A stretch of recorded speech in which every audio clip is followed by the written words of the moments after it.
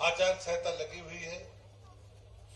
ये सरकारी कार्यक्रम नहीं है। ये तो मध्य प्रदेश सरकार विधिवत रानी अवंतीबाई के चरणों में उनके बलिदान स्थल पर आकर नमन करती थी।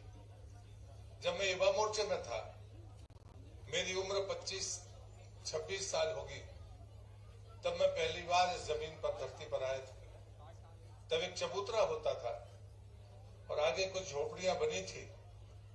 वो बाड़ी लगाकर इस स्थान की स्वच्छता और शुद्धता के लिए एक रैचल लगी रहती थी। उसको खोलकर मैं गया था, कोई वहां था नहीं। और गौ माता भर को प्रवेश वहां पर था, कोई लघु शंका के लिए न जाए।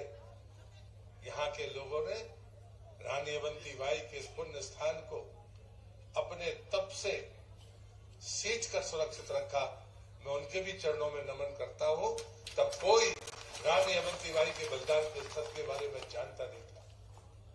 मैं अपनी पार्टी और अपनी पार्टी की सरकार का हृदय से आभारी हूं कि उन्हें जो भव्य स्थान बनाया, इसमें किसी और को श्रेय नहीं मिल सकता। उसके लिए भारतीय जनता पार्टी के जनप्रतिनिधि और भारतीय जनता पार्टी की सरकार ही जिम्मेदार है। लेकिन जो सबसे बड़ी बात, मैं आदरणीय मुख्यमंत्री जी से रास्ते में कह रहा था कि जो ऐसा स्थान है जहां पर लोधी समाज के लोग नहीं है, हमारे वो आदिवासी बंधु, उनने इस स्थान की स्वच्छता और शुद्धता का ध्यान रखा। ये एक बड़ी चीज है। और जहां पर भी बलिदान हुए हैं, वहां पर अस्तित्व खत्म कर दिए गए।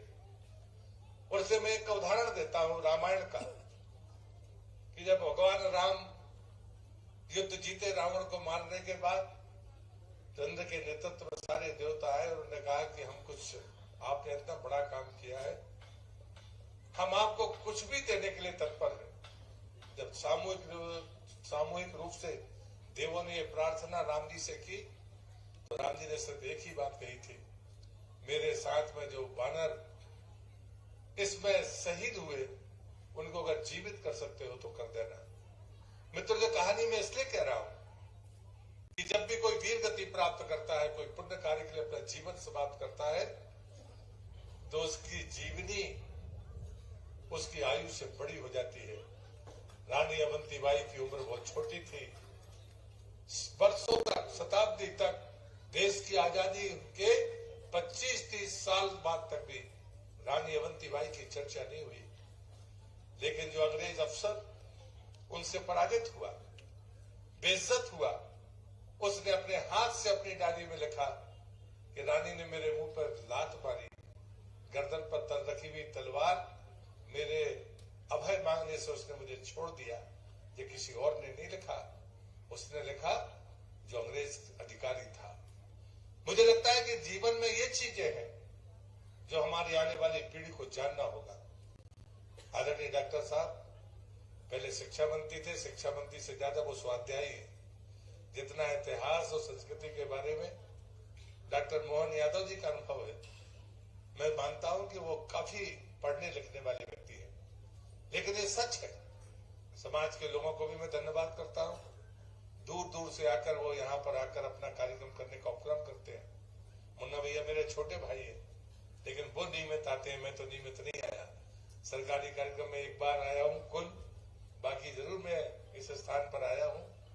लेकिन मैं हमेशा कहता हूँ, शहीदों की कोई जाति नहीं होती, शहादत की जाति होती है। और इसलिए मैं यहाँ पर उपस्थित तमाम जन समुदाय का हृदय से अभिनंदन करता हूँ कि आप आए। विपरीत हो मौसम, अनुकूल हो मौसम, लेकिन उसके बाद भी आपकी उपस्थिति वीरांगना को चरणों में नमन करने के लिए होती है। इसलिए आप भी वंदनीय है। मैं आप सबका हृदय से धन्यवाद करता हूँ। और हम सौभाग्यशाली है कि आज डॉक्टर मोहन यादव जी हमारे बीच में है। मैं सीधे उन्हीं से प्रार्थना करता हूँ कि पहली बार वो मुख्यमंत्री के रूप में यहाँ उपस्थित है, आए और हम सबको संबोधित करें। भारत माता की जय।